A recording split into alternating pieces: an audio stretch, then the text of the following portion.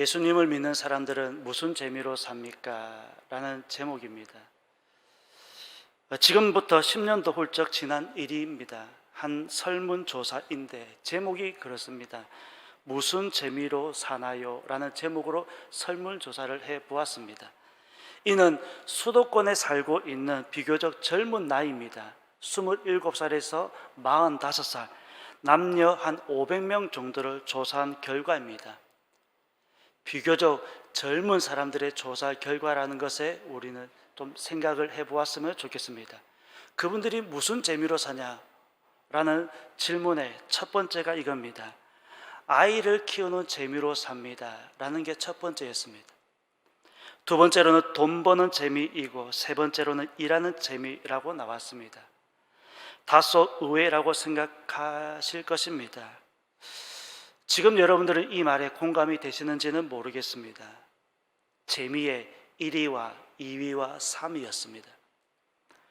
또 물었습니다. 그렇다면 인생을 가장 재미없게 하는 것은 무엇입니까? 첫 번째가 통장 잔고였습니다.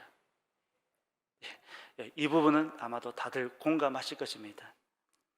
마지막 세 번째로는 사는 것이 재미가 있습니까? 라는 물음에는 재미가 있다라기보다는 그저 그래요.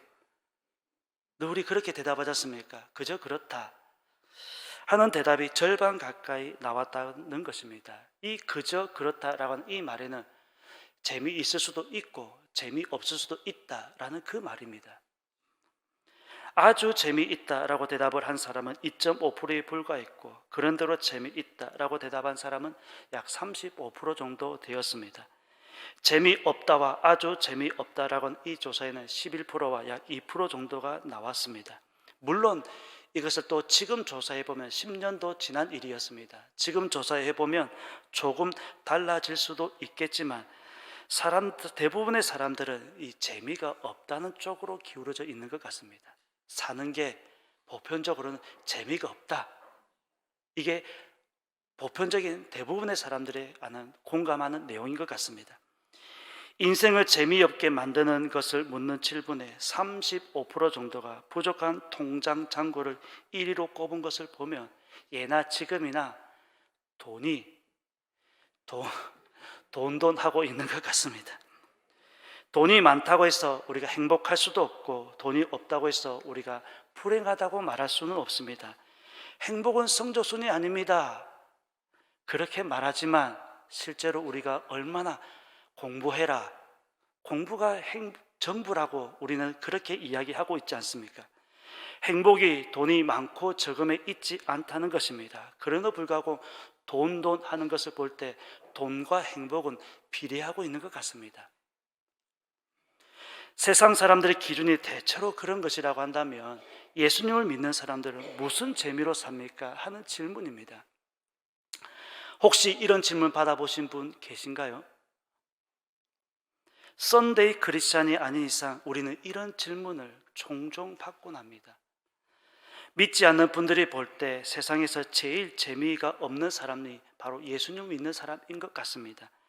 그래서 무슨 재미로 사냐 물어봅니다.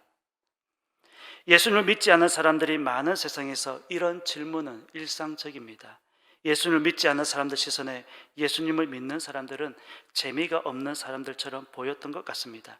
그것이 아니라고 한다면 재미없게 행동을 하고 있든지 둘 중에 하나입니다. 혹시 여러분 예수 믿는 게 재미없으신가요? 예. 그러시면서 문을 열고 나가면 또 재미로 따지면 예수를 믿는 사람들처럼 재미가 없는 사람도 없는 것 같습니다. 우리는 재미가 아니라 이제는 의미를 찾을 때입니다. 재미는 어린 아이였을 때나 재미를 찾는 것이지, 다 큰 성인이 되어서도 재미를 찾는다면 우리 수준이 여전히 어린 아이에 머물러 있다는 것입니다. 신학교를 가게 되면 꼭 이런 친구들이 있었습니다. 자신의 의지와 상관이 없이 부모님께서 서원을 했다고 해서 온 친구들도 있었습니다. 자신의 의지와 상관없이 부모님께서 너 목사해라 해서 신학교 온 친구들도 있었습니다. 또한 대학 입시에서 떨어지고 나서 갈 곳이 없어서 왔다는 친구들도 있었습니다. 대학은 가야 되는데 갈 곳이 없어서 왔다.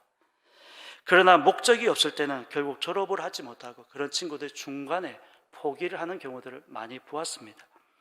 뿐만 아니라 세상에 수많은 책들이 있지만 성경책만큼 제 개인적인 생각입니다. 고리타분한 책은 또 없는 것 같습니다. 너무 읽기 어렵습니다.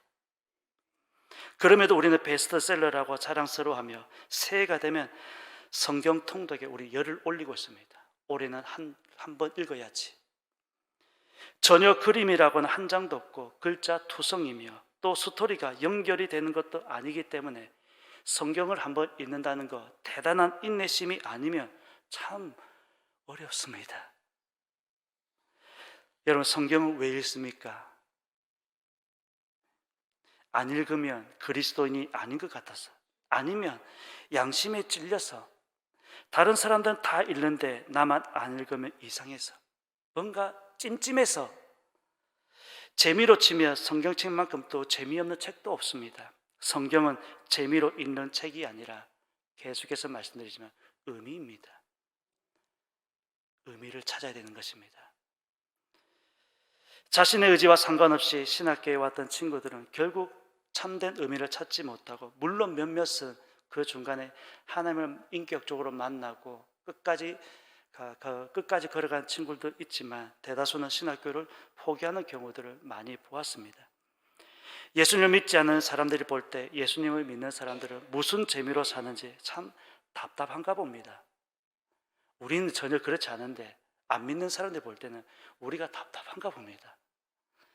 남들 놀 때 교회에 가고, 주일뿐만 아니라 휴일조차도 행사가 있으면 휴가를 내면서까지도 교회 행사에 참여하고, 우리 또 예배는 왜 이렇게 많은지, 주일만 가면 되는 줄 알았는데, 주일만 교회 가면 되는 줄 아는데 수요일도 금요일도 매일 새벽 예배가 참 많습니다.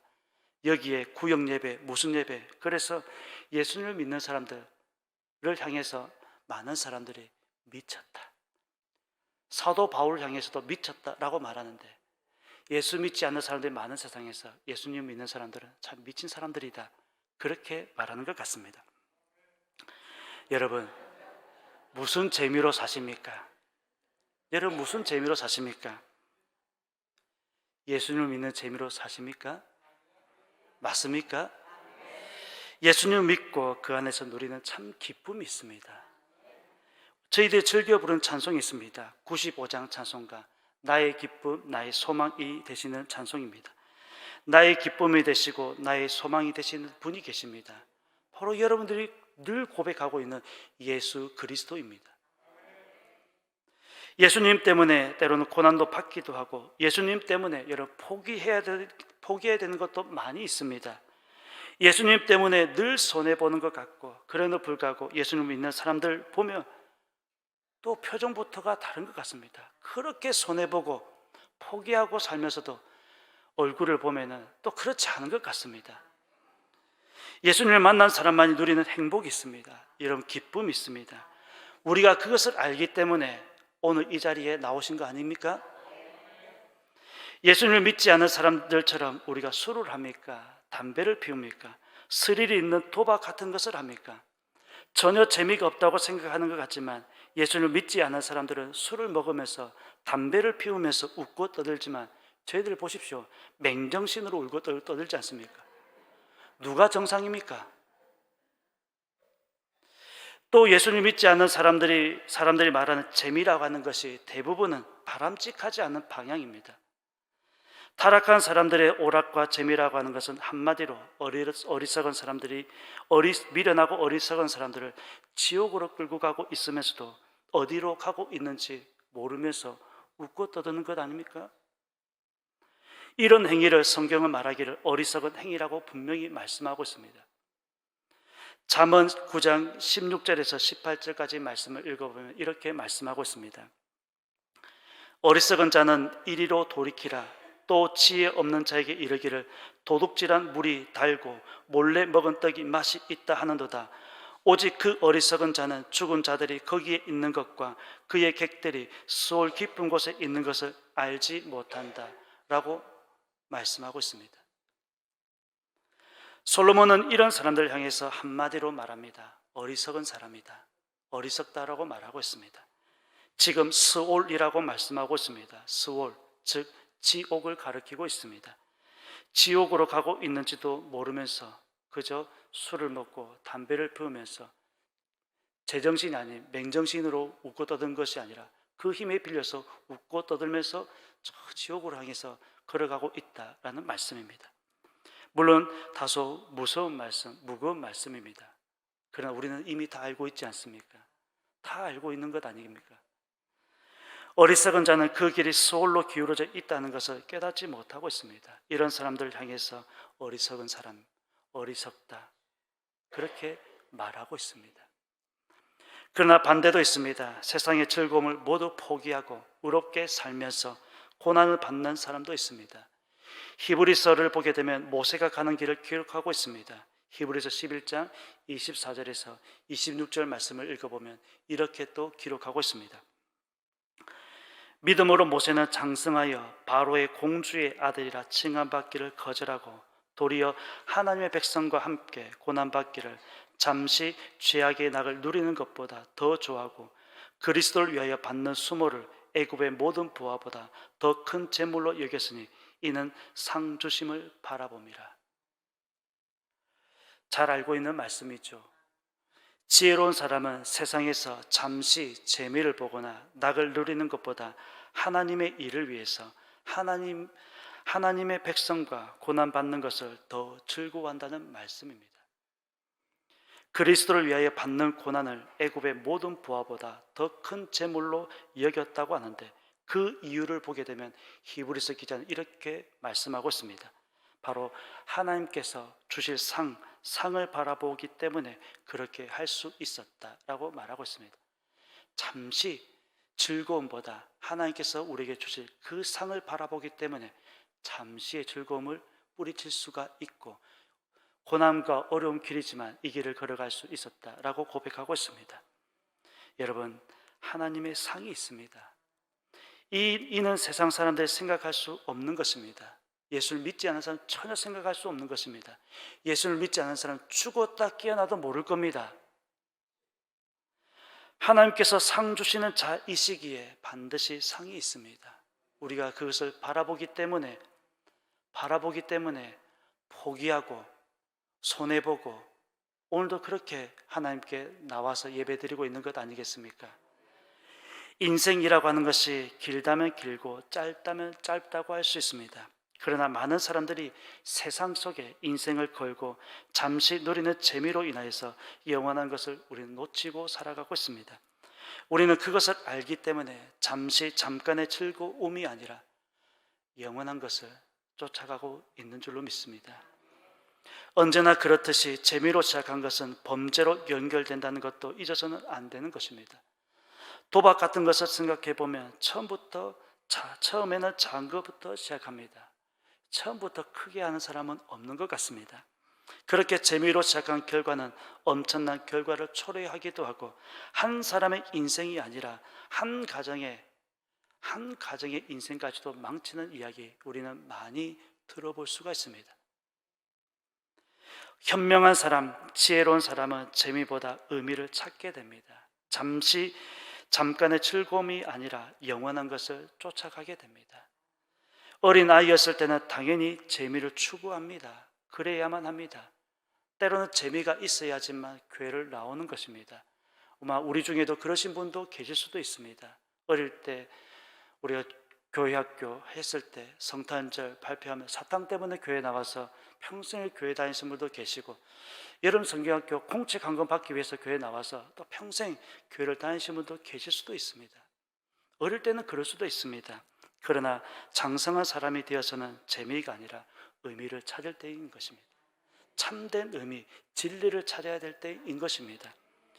솔로몬이 모든 것을 다 누려보고 가져보고 했지만 그 이후에 남긴 유명한 또 말씀이 우리에게 들려주고 있습니다. 전도서 2장 2절 말씀을 보게 되면 이렇게 기록하고 있습니다.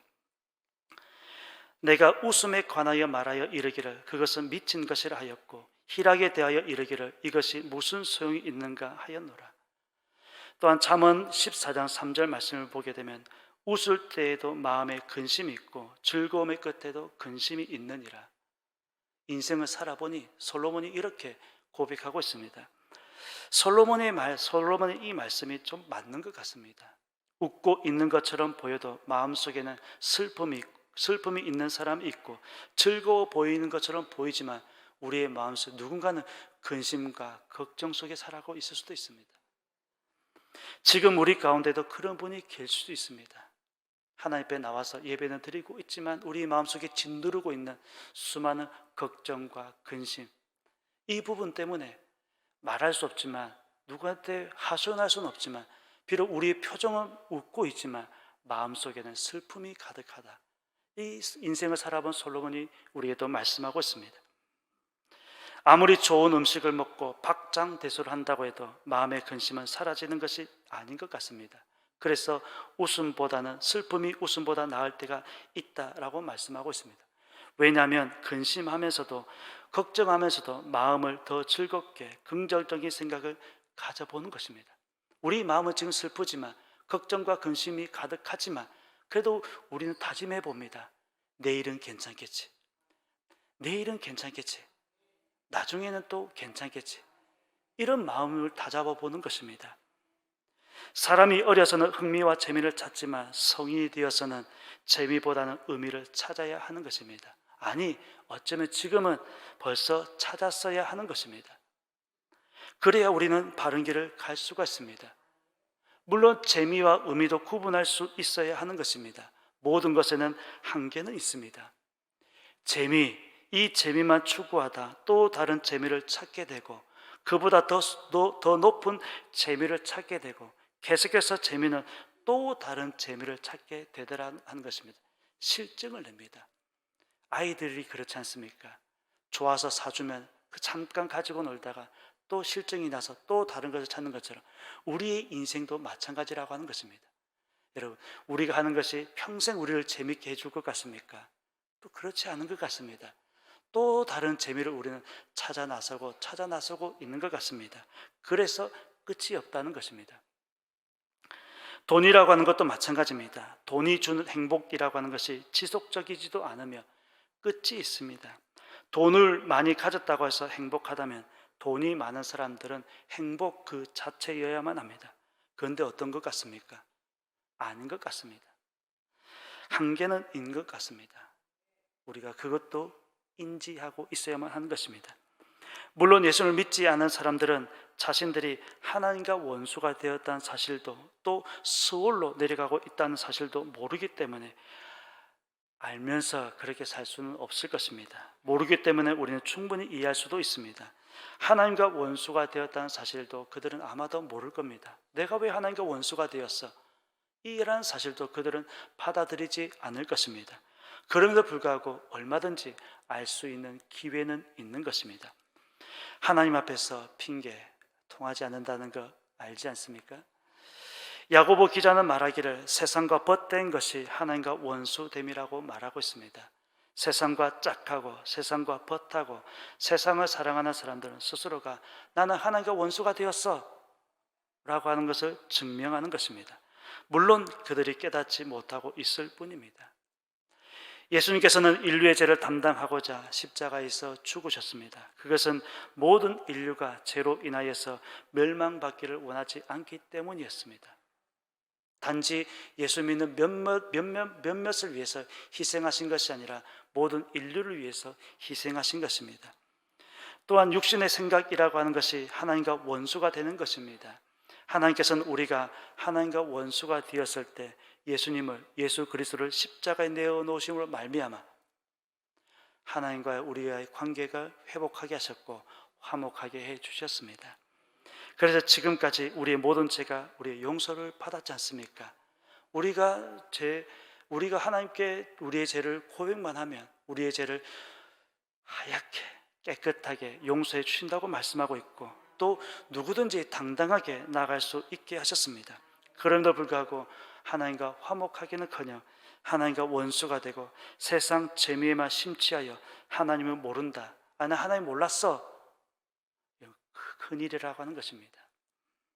하나님께서는 사랑이 많으시지만 끝까지 하나님께 돌아오지 않고 세상의 재미를 추구하는 사람들에게는 반드시 심판을 말씀하고 있습니다. 솔로몬은 전도서를 통해서 말씀하고 있습니다. 하나님께서는 선악간에 심판하신다. 분명히 하나님께서 선한 것은 선한 대로 심판하실 것이고 악한 것은 악한 대로 심판하신다. 그래서 선악간에 심판하시는 분으로 우리에게 말씀하고 있습니다. 천지를 창조하신 이후 한결같은 마음이었지만 사람들 그런 하나님의 마음을 알지 못하고 때로는 애굽으로, 때로는 바벨론으로, 때로는 바알에게로, 아세라에게로 마음을 빼앗기고 말았습니다. 그럼에도 불구하고 하나님께서는 여전히 그런 사람들까지도 하나님께서는 부르고 계신 줄로 믿습니다. 거듭 말씀을 드리지만 사람이 어떤 종교를 가졌든지 어떤 철학이나 사상을 가졌든지 어떤 취미를 가졌든지 하나님을 등지고 사는 사람들은 하나님과 원수가 되어 있다는 사실을 우리는 명심해야만 하는 것입니다. 여전히 세상에서 재미나 즐기고 있다는 것이 훗날 우리에게 얼마나 무서운 죄가 임하게 될지도 우리는 꼭 명심하면서 살아야만 하는 것입니다. 그렇다고 해서 하나님의 진노가 당장에 임하는 것은 아닌 것 같습니다. 만약 그때 예수님께서 우리를 대신하여서 십자가를 지지 않으셨다면 그때 역사는 끝나고 말았을 것입니다. 예수님께서 십자가를 지셨기 때문에, 십자가를 지시고 돌아가셨기 때문에 역사는 은혜의 기간으로 연장이 되고 있습니다. 이는 우리가 하나님 앞에 나와서 회개할 수 있는 기회입니다. 그리고 충성할 수 있는 기회를 우리에게 주고 있는 것입니다. 하나님께서는 지난 2000년씩이나 우리를 기회를 주셨습니다. 그럼에도 우리가 세상 사는 재미에 취해서 하나님께서 참고 기다리시고 인내하고 계시는데 흥미와 재미만 빠져 있다면 그 사람은 당연히 하나님의 심판을 받게 될 것입니다. 그 심판은 우리가 요한계시록을 보게 되면 그 심판에 대한 구체적인 내용이 담겨져 있습니다. 언젠가는 하나님의 심판이 있습니다. 그리고 우리는 이 사실도 이미 알고 있습니다. 첫 번째는 하나님의 진노는 7 대접에 담겨서 이 땅에 쏟아지게 될 것이고, 그리고 불과 유황으로 타는 못에 들어갔을 때는 거기에선 영원히 고통받는 시간이 남게 될 것입니다. 그곳에서는 재미, 흥미, 눈꽃만큼도 없을 것입니다. 거듭 말씀을 드리지만 어렸을 때는 재미와 흥미로 살지만 성숙한 사람은 의미를 추구하게 된다는 것입니다. 현명한 사람들은 재미가 아니라 의미입니다. 의미를 찾을 때 거기에 기쁨이 있고 소망이 있으며 우리는 찬송가 95장의 찬송가 가사처럼 우리가 기쁨이요 소망이 되시는 주님을 찬송할 수 있는 것입니다. 2024년도 아직은 출발선상에 있습니다. 여러분, 똑같은 일상입니다. 시간이 되면 우리는 교회를 다니고 있고 봉사하고 있으며 매일 하던 일의 연장선상에 있습니다. 달라진 것이 있다면 우리의 나이가 1살 더 먹었다는 것이고 어제보다는 우리의 걸음걸이 힘이 조금씩 더 붙이고 있다는 것입니다. 하나님께서는 우리의 일거수일투족을 다 보고 계십니다. 그러기에 세상 재미나 즐거움이 아닌 형식적인 삶이 아닌 참된 의미를 찾아서 충성할 수 있는 우리의 삶의 자리였으면 좋겠습니다. 그러기에도 우리의 시간이 얼마 남지 않은 것 같습니다. 그러기에도 우리에게 주어진 시간들이 많다고 장담할 수는 없는 것 같습니다. 여러분, 무슨 재미로 사십니까?